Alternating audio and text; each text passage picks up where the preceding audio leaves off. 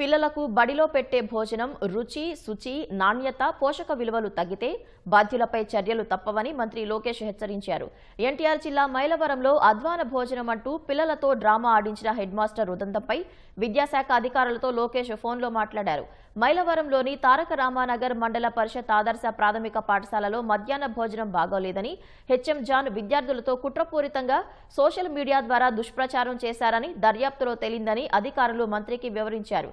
ఇలాంటి కుట్రలను సమర్థవంతంగా తిప్పికొట్టాలని లోకేష్ తేల్చి చెప్పారు.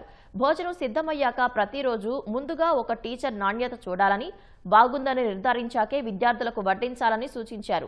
సమూల మార్పుల కోసం త్వరలోనే సెంట్రలైజ్డ్ కిచెన్ వ్యవస్థ ఏర్పాటు చేయాలని ఆదేశించారు.